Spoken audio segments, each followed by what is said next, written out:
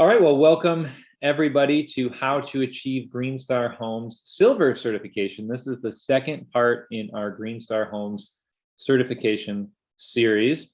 Again, this course is brought to you by the GreenHome Institute. The GreenHome Institute is a nonprofit with a mission to empower people to make healthier and more sustainable choices in the renovation and construction of the places we live.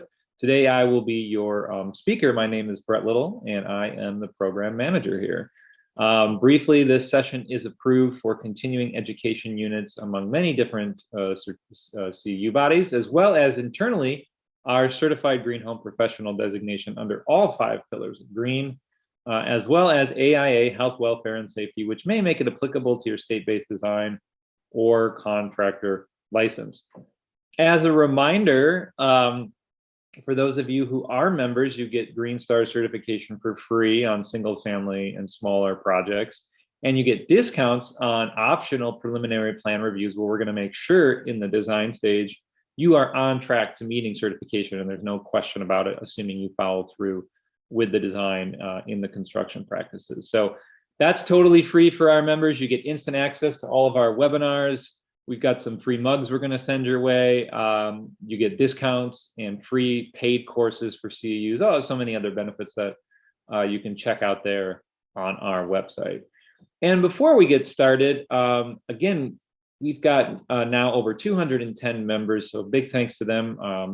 And a huge thanks to our sponsors, many of them who are going to help you achieve GreenStar certification, especially if you go all electric using Mitsubishi air source heat pumps or Rheem heat pump water heaters, if you use April Air to control humidity, very important for higher levels of GreenStar, for higher roof filtration, Panasonic ventilation for proper ventilation required in GreenStar, Build Equinox for smart ventilation required at higher levels, which we'll discuss at some point, Rockwool, Ava windows, they all can help you achieve these goals. And if you're not certifying, it doesn't matter, you still can have a better performing building by working with many of our different sponsors listed here. All right, so again, I want to welcome everyone to how to achieve GreenStar Homes certification. And in this case, we're going to be talking about the silver level. So we've already covered the basic level in the previous session. And I always have to remind you that we are not going to have time here to do total technical deep dives. And so the place to do that is the basics of residential green building and remodeling on demand, our 7-part series. That's the place to really start your technical deep dive. And then from there, we hand you many other resources to go down all different pathways of green building, wherever you want to focus or whatever you need help with.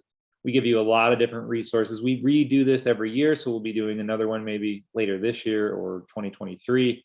But go there to get more technical information for what you might need to do.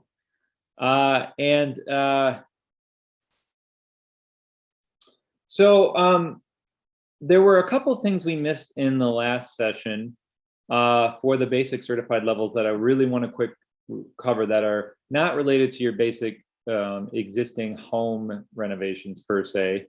So it's okay that we missed a couple. It's just 3 of them, and we just want to cover them real briefly before we head over to the next level. The first one is something brand new that we're looking at, and we want new construction projects and additions to determine the embodied carbon of those, of the building or the space that's being built. What is the embodied energy that goes into it? So that's basically mining of materials, manufacturing of materials, transport of materials, and construction of the project. This is energy that we don't typically focus on because it doesn't come with a bill. It comes with a carbon bill, but it doesn't come with a utility bill. And so we tend to leave it out a lot. And so we're saying in GreenStar, first of all, let's repair all of our existing homes because they already have the carbon locked up in them. Let's do it. And then we don't need to bother you for this. But if you're going to build new or do an addition, add more square footage, then you at least have to be, you and your clients need to be thinking about embodied energy. Just in the first level of certification, like just what's going on, like what's the issue? Just be aware of it is all we're going to ask you to do at the basic level. And so there's some resources we provided you with on that. Again, remember, we're referencing the manual. So you have that as a handout from the last session, and I'll drop it into the link. but you can go in there and you can see that right now, there's a couple different tools you can use, but the main one is the EC3 tool, which there will be a residential version of that coming out here very soon. And we have a whole webinar on that you can check out. So make sure to take a look at that at the bottom of the certified list for, again, new construction only. For multifamily housing and single family attached, it's very important that we do not, that we reduce the amount of airflow between units. This has major implications in the COVID-19 pandemic, where people may have been infected, safely thinking they were in their own special unit, but it may have moved through the unit. Now, even before COVID-19, this was important because no matter what someone was smoking or cooking or whatever it might be, it could move and ruin people's health and comfort quality. And so the more levels, higher levels of GreenStar you go up, and whether it's new or existing, because we understand there's a lot of challenges with renovations, we got to look at compartmentalization or tightness of the units. And then that's also looking at making sure we're not pulling hallway corridor air to ventilate the units, and the units are self-contained with their own ventilation system and not pulling it in from nasty outdoor air. So again, you can check those requirements out on the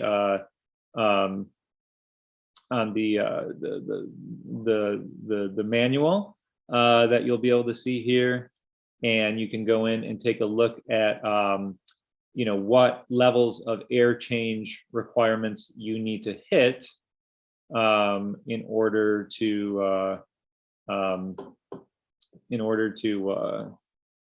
let's take a look here, reduce air leakage. So we have it, you know, written out here, 0.4, 0.3, 0.23, and then based on renovation versus new, and again, based on what level you want to achieve for doing that. So you can take a look at that if you've got attached unit row housing. All right.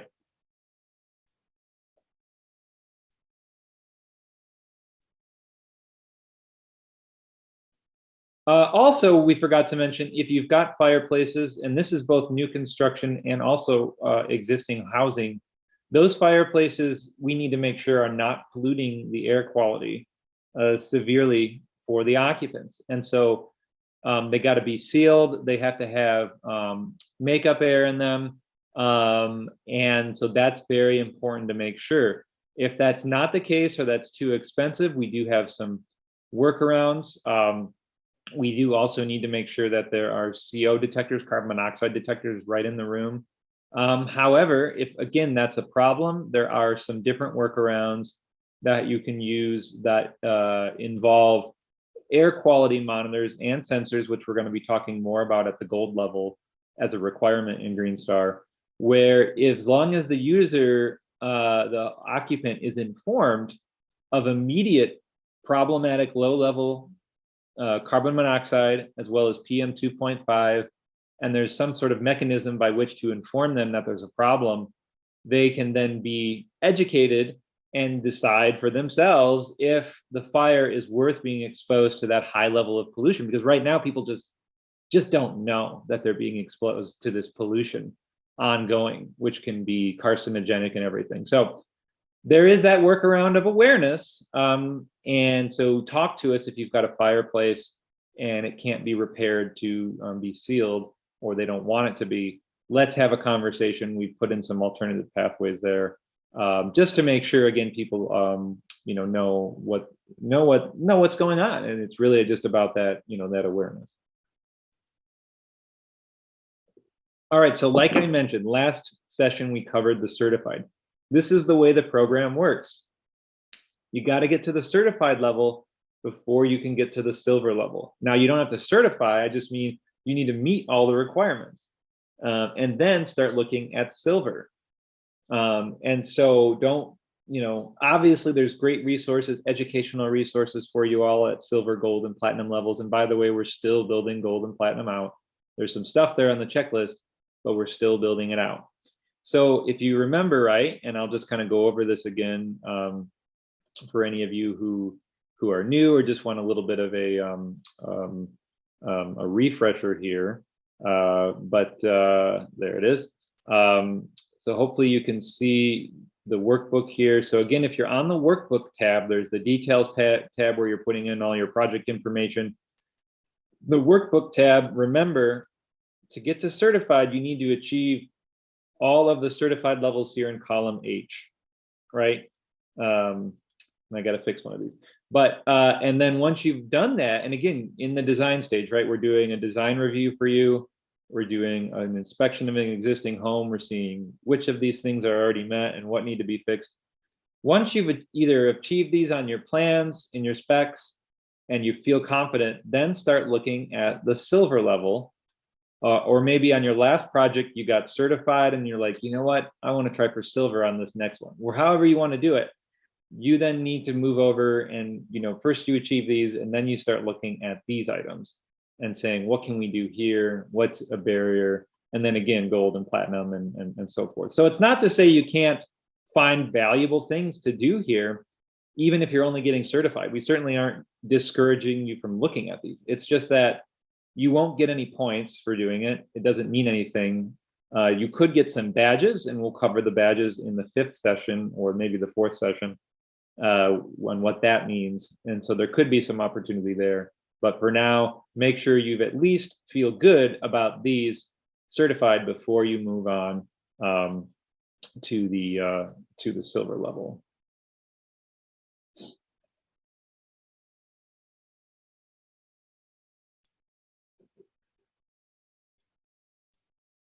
All right.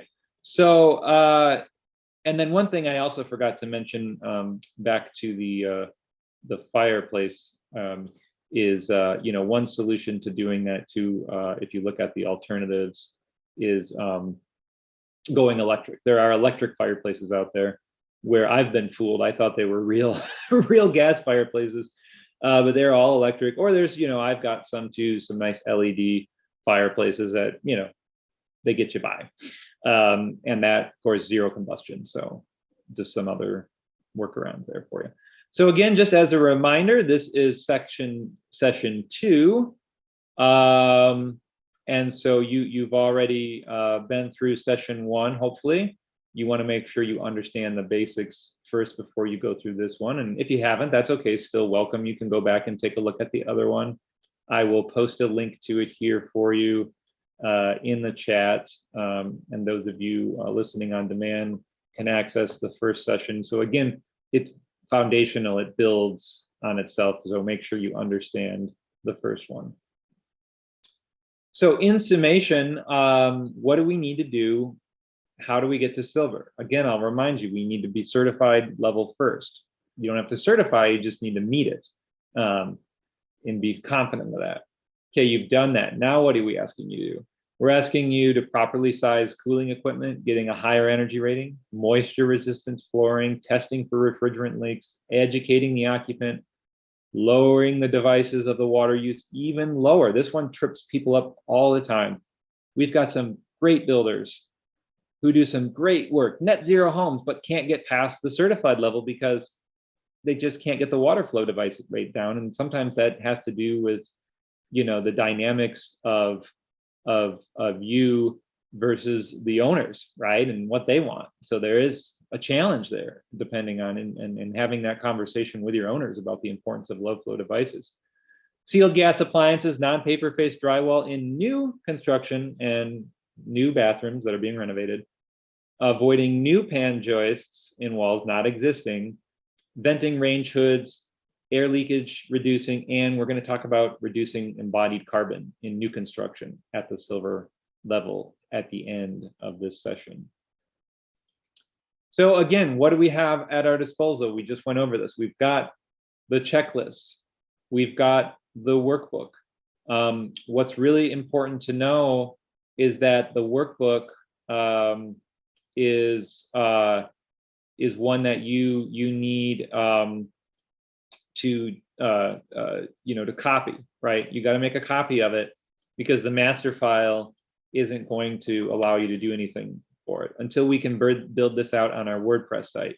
You also need to be a Google user at this time. Unfortunately, that's just the way it is. So until we can build it out on our WordPress website. We'd be looking. You just need to make sure you do have a Google account, and if you don't like that, then there are workarounds. You don't need to use this manual. It's not required.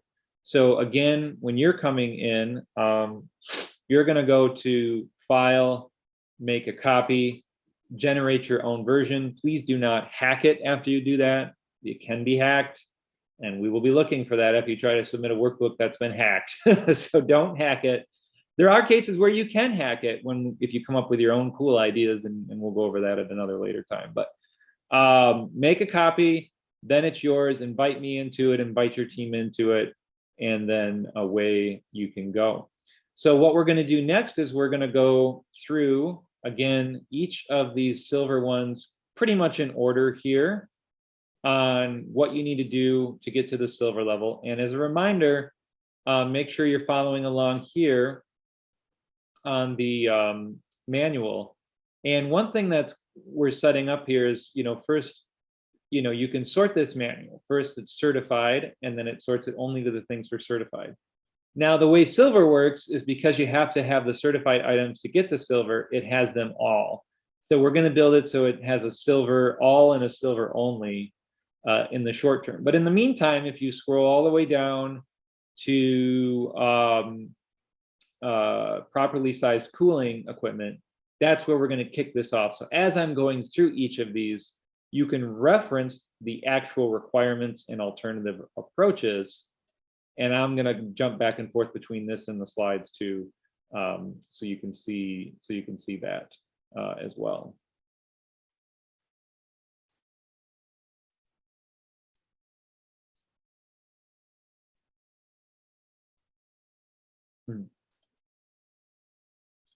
All right. So the first things first is we want to get, for silver, we want to get all of our existing homes up to a home energy score, Department of Energy certified home energy score of 6 or equivalent. So what that basically means is, again, we explained this in the last session, each airport has an assigned value of energy use in MBTU per year, which derives an energy score, right? So the score is easier to communicate to regular people. The energy use is sort of peeling the layers back and looking a little bit at the onion and what's going on behind it. So if you don't have someone doing a formal certified score, there are some workarounds where we can use the airport approach, and it's written up in the thing there for you.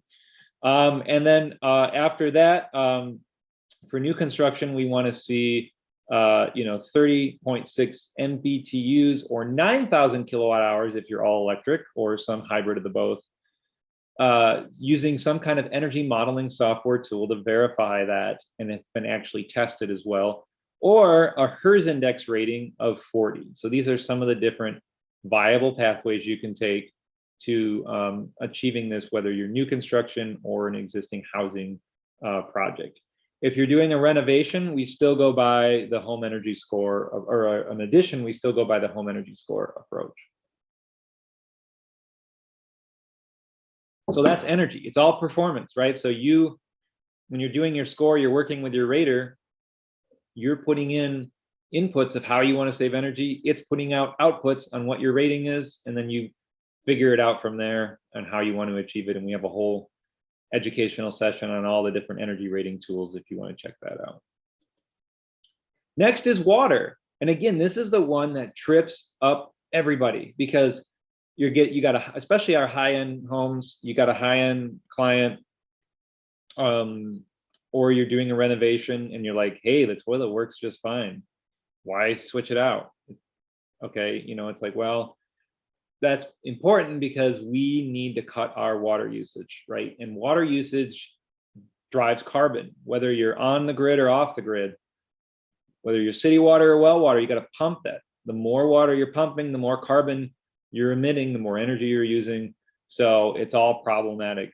And so we need to be more resilient, and the higher levels of GreenStar you go, the more we're going to ask you to cut your water use.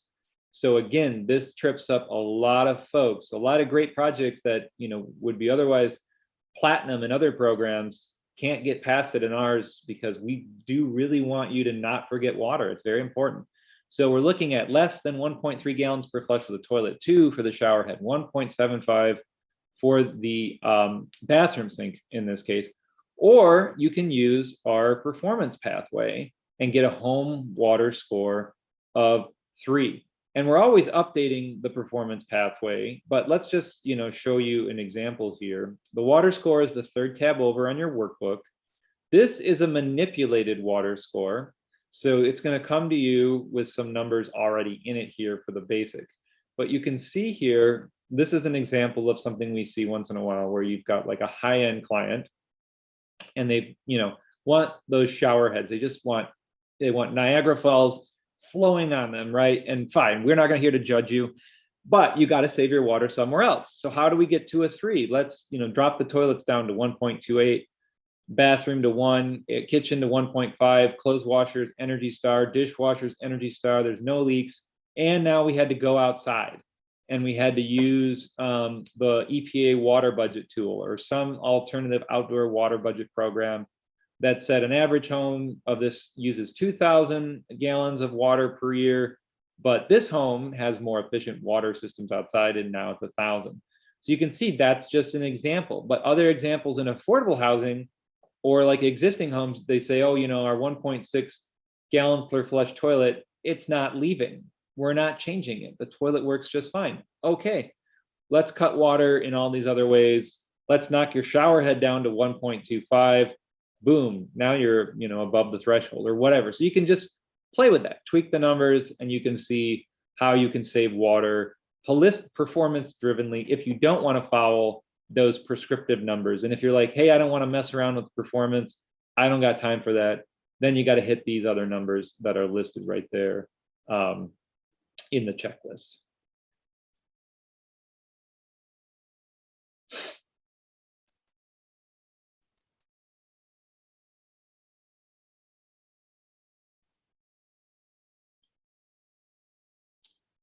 All right, so that's energy, water performance. Now we're getting into some more specifics. So here, it's important that you make sure you have a proper cooling load calculation, which will also come with a heating load calculation.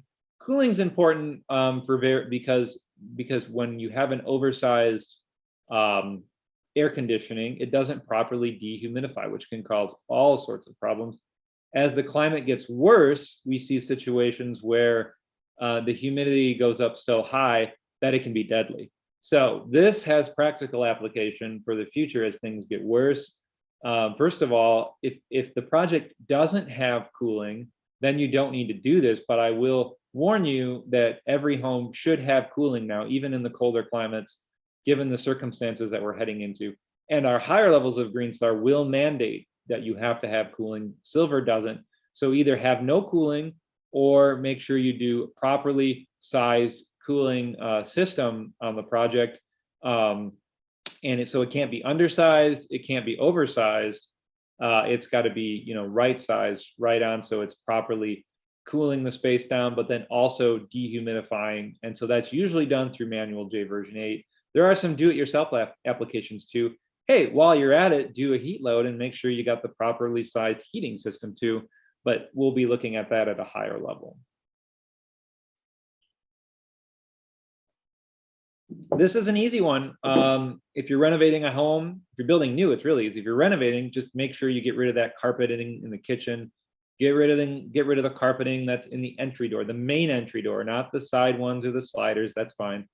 And then make sure you're getting rid of carpeting in the laundry room and getting rid of carpeting in the basement. We want to have those hard, well, the basement actually, if it's a living space, that's okay, but we want to have those hard surfaces in areas where there's going to be moisture so it doesn't rot.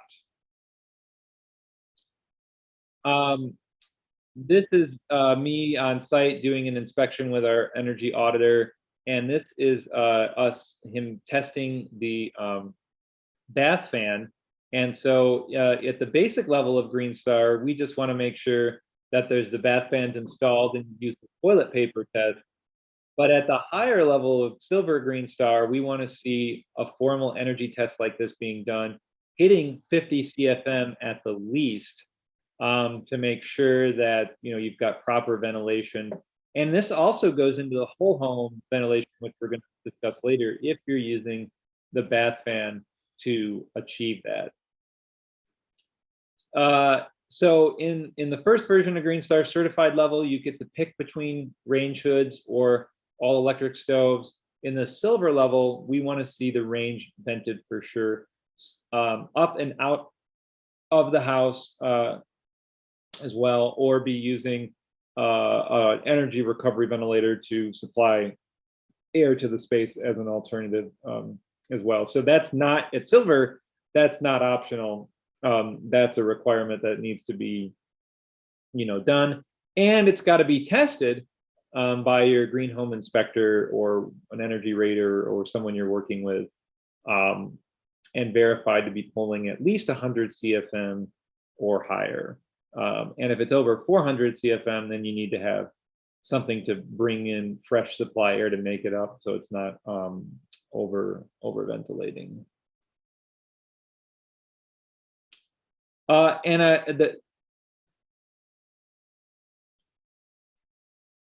So for GreenStar Silver, we want to see whole home ventilation.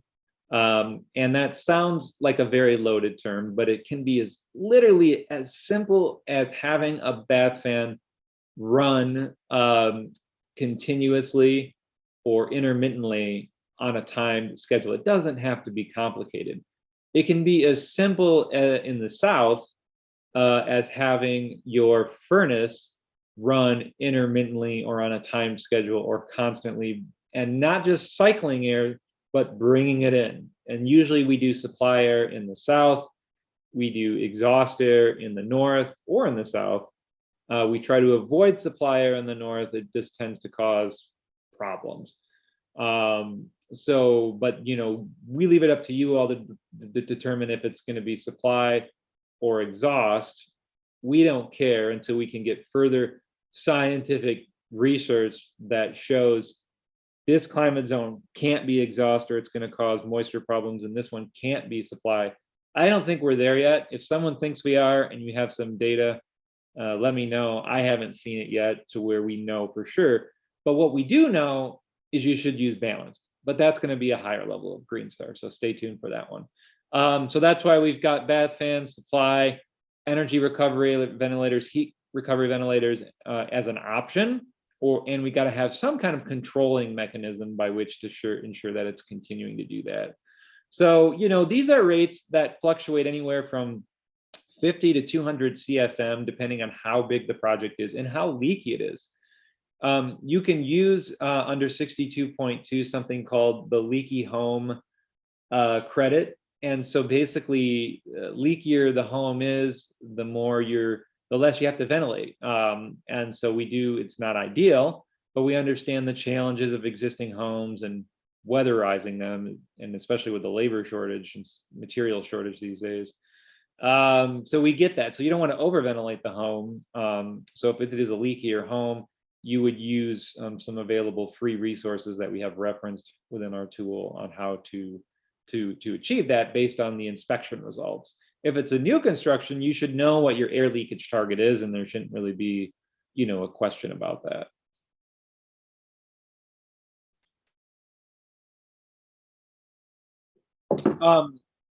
Pretty simple. When you've got air conditioning or heat pumps, make sure there's an official refrigerant charge test. We've got some Energy Star documents you can use. Your HVAC might do their own. We just need to see that the refrigerant was charged or recharged and fixed and repaired on existing AC systems as well. That's important to know as well. A lot of these new systems, especially like our friends at Mitsubishi, come with factory pre-charged refrigerant. So you're good to go then. You don't have to do any of this stuff. Just make it easy and get something that's already pre-charged in the factory. So, I know when I bought my house, there was a bunch of stuff I didn't know about that I had to learn about. and someone's just like, oh yeah, just do this. It's like, what? And I had to go out and figure it all out. When we get a car, when we get a washer, when we get anything, we get a manual on how to operate it, maintain it. Every home, in our opinion, should have an operations manual that's specific to that home. And so we're not going to go after you for it on the certified level, but at silver, that should be a bare minimum. And so we have some templates for you, some references for you. You know, there should be maintenance schedules on how to maintain the green features, cleaning the bath fan, how to properly change out filters, maintaining the heat pump water heater or whatever water heater you have. You're basically taking all of the manuals and joining them together, form all the appliances in the home, but then you're pulling out the things that are just need to know, right? Because people aren't going to read all that stuff. You're just saying like, this is your maintenance schedule for this house. Hey, by the way, my building construction company or whatever, or remodeling company, you can pay us to come and do this too. So it is a business opportunity. So something that I get really excited about that several of our members are doing now, and other folks that we're working with out there, people we're not even working with and we're just seeing, is a 2-for-1, because the other one is also making sure that the occupants are fully educated and trained. So there's 2 ways to do this, especially in the time of COVID. This is a pretty cool thing called Matterport technology, and this is one of our lead projects, but same deal here. You can actually walk into the house and you could give the homeowner a virtual, safe, virus-free online tour of their house, right? And you can kind of show them around, walk them through it on Zoom or wherever you're at. While you're going through it, you can then educate them on, you know, certain aspects, like, and we're building this out, so there's going to be more information, but like here, the range hood could say why it's important to turn this on and how to maintain it and what to be looking for. The faucets could, you know, say, hey, if you're replacing your faucet, use this flow rate to maintain your certification. I was going to say down in the basement, there is, I've been in this place before. Where am I at?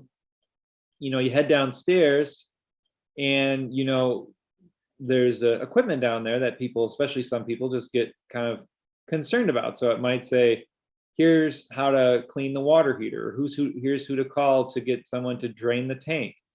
Here's you know, and having little mini videos we're working on where it shows you how to change a furnace filter. Believe it or not, some people just don't change their furnace filter because they're intimidated by it. So here's a video on how to do it. Here's the local utility company will give you a rebate to do it. Here's who to call. Whatever you want to do, this is just, you know, a really higher level example that I wanted to show you of a 2-for-1 for a manual and a home tour that sort of is perpetually put together for, you know, occupants.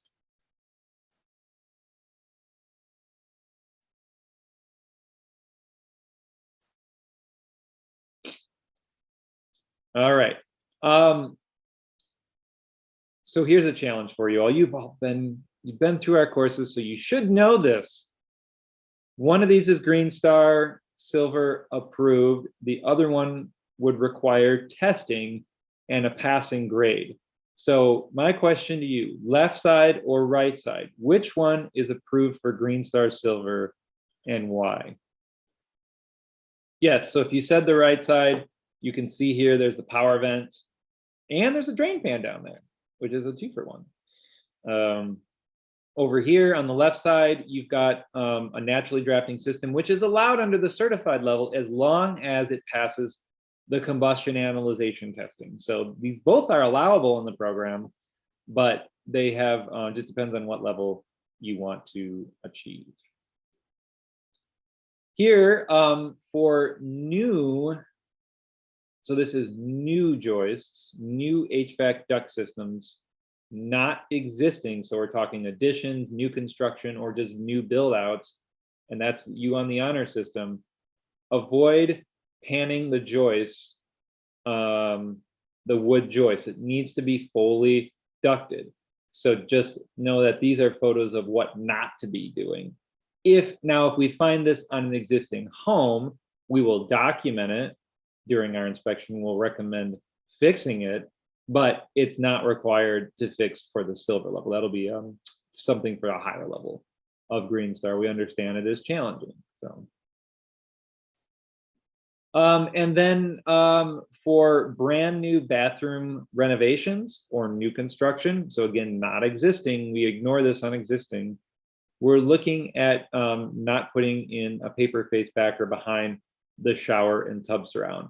So that could be a single fiberglass insert like you see on the left here, or it could be a certified ASTM, and I forget the rating, it's in the manual there, a certified backer to prevent moisture and mildew buildup, again, on new and addition, bathroom additions and all that. So, and then lastly, as I promised, for silver new construction or addition, we actually want you to reduce embodied energy, not just track it on silver, but reduce it by 10% from a baseline home, which we're still, to be honest with you, we're still evaluating what that baseline is. This is so new right now, but we will be coming out with that number here sooner or later.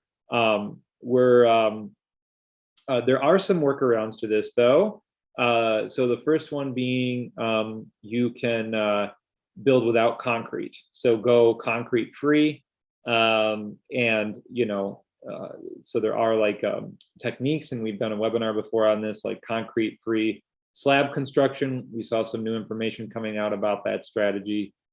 Now we're not talking about the landscaping concrete, the sidewalk, right? We're just talking about the structure itself. So that's one option.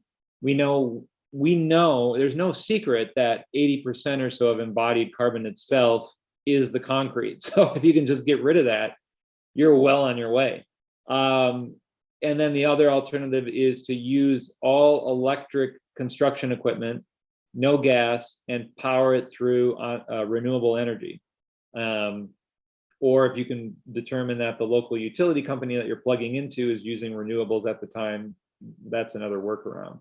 So again, you're using all electric trucks, all electric drills, all electric hammers, whatever. No, I mean, I guess that's normal. But what I mean is there's no propane or gas systems being brought on site. Any of the trucks that are being used to move people to the site need to be electric. A little bit harder to track, but there are some people working on that. It's called all electric construction practices. So hopefully we'll do a webinar on that someday. The other alternative is offsets, so renewable energy credits, or purchasing solar for the project that offsets the embodied energy. So that might be 1 or 2 panels that then over time will offset the embodied carbon from the construction. So again, this is just new. Again, the best way to reduce embodied energy is to not build new in the first place, and to repair our existing homes and buildings and turn our offices that we're no longer going to, right, where nobody wants to work from the office anymore, turn our outdated factories and our churches that are no longer being used into housing. Let's turn every building into a home. We have a massive housing crisis, and I suspect that won't change for a long time, sadly. And that will be the first key to reducing embodied energy. And then we don't need to bother you about this stuff. So that's another strategy to consider, is repairing old existing buildings and reusing them. So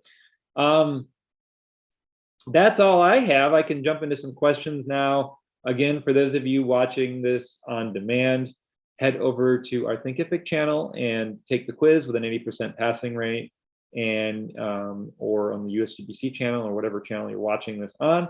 For those of you watching this live, mark certs at gutenbergcerts.com as safe, and check your spam in the next couple of days, and you will see your approved certificate as long as you've been here for at least 50 minutes of the full hour content.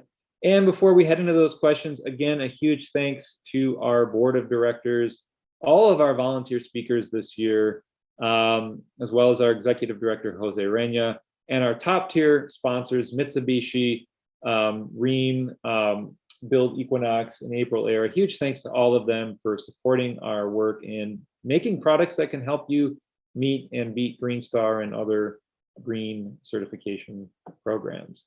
So let's jump into some questions here, or conversation, or anything about GreenStar in general, the process, or if you want to share any projects you're working on and what you're hoping to achieve, now's a great time to go over that.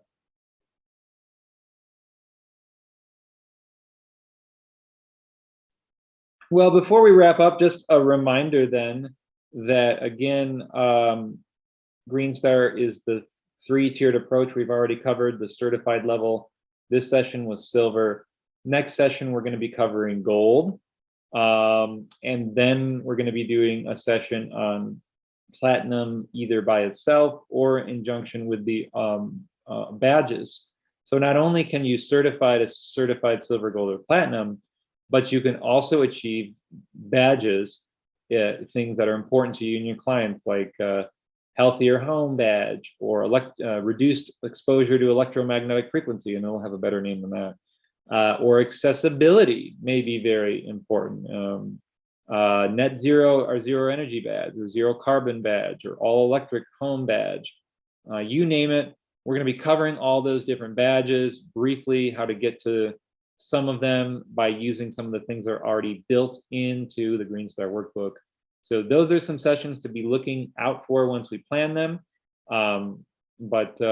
Yeah, thank you so much for joining us, and check out our website, greenhomeinstitute.org, and then you can click on programs and then go to GreenStar and access all their materials. They're all free, everything's free. You can go through the whole workbook, and then if you decide to certify, let us know, and we'll help you out with achieving that. So thank you so much, everybody. Take care. Goodbye. Be sure to check out all of our courses available online that you can watch anytime and anywhere to pick up your CEUs. Before you go, make sure to subscribe to us on YouTube to get weekly updates and stay up to date on green building science courses, webinars, and home tours. Thanks again.